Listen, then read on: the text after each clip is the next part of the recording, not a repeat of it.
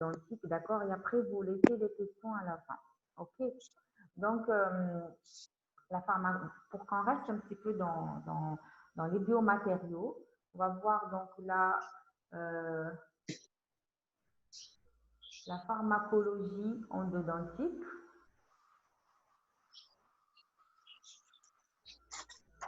Donc, pour la pharmacologie endodontique, ça veut dire qu'on va voir différents produits ou bien solutions qu'on peut utiliser, ou bien biomatériaux, si on va dire, qu'on peut utiliser au niveau intra-canalaire. D'accord?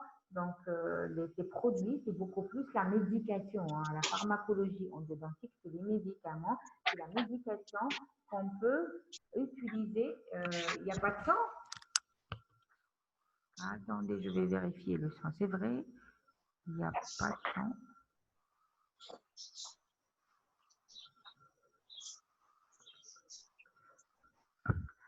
Alors, et ya, maintenant, vous m'entendez?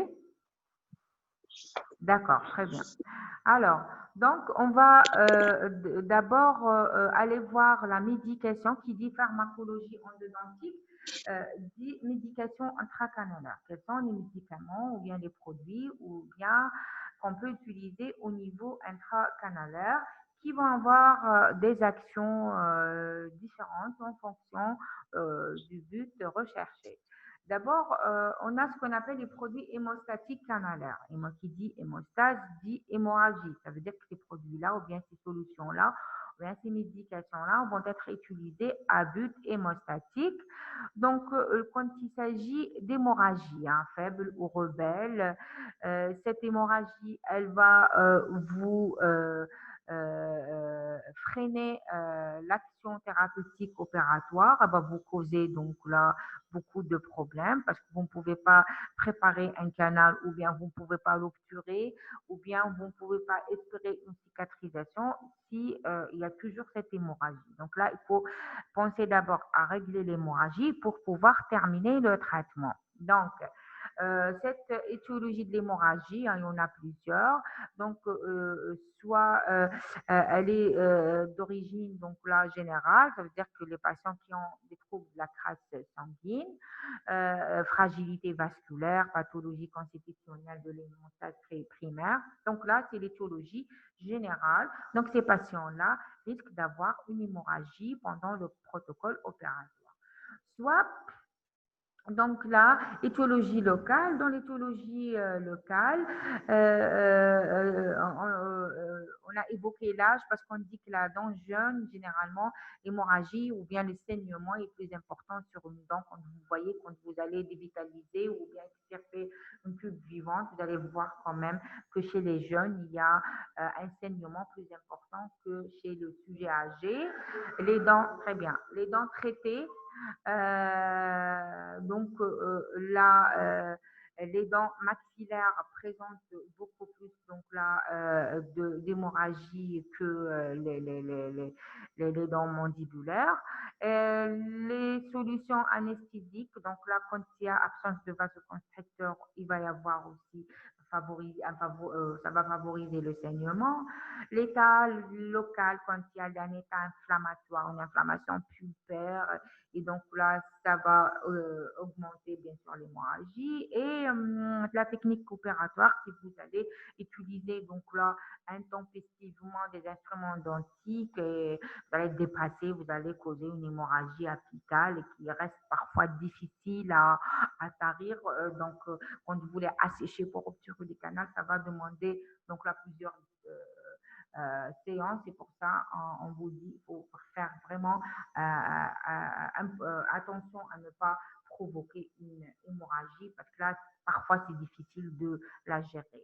Le traitement, donc là, on a des médicaments qui vont nous permettre donc de juguler cette hémorragie. D'abord, donc là, on va choisir dans l'anesthésie l'emploi des vasoconstricteurs qui vont nous aider, l'adrénaline ou la noradrénaline.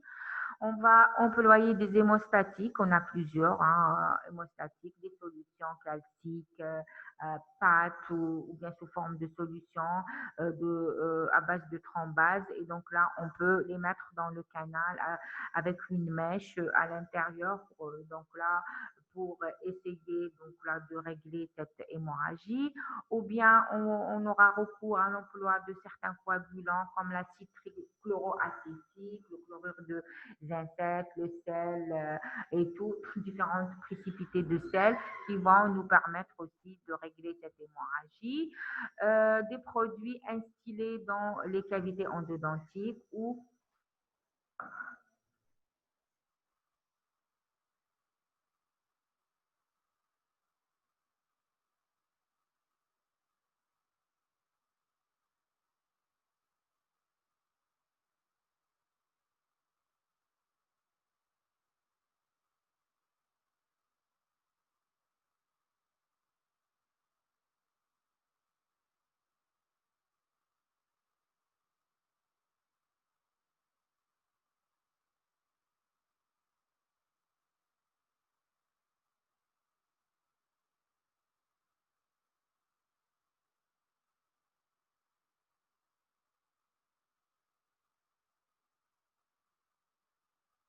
sans.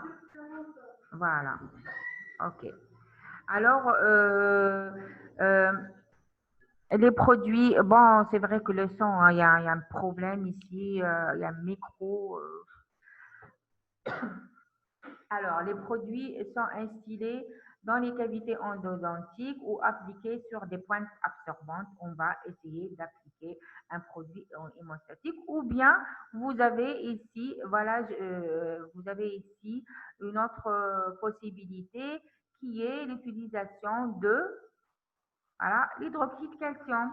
Voilà, l'hydroxyde de calcium, c'est un hémostatique, c'est un produit qui a des propriétés, plusieurs propriétés. Parmi ces propriétés, la propriété hémostatique. Donc là, on peut utiliser l'hydroxyde de calcium. La présentation endodontique, vous savez que l'hydroxyde de calcium,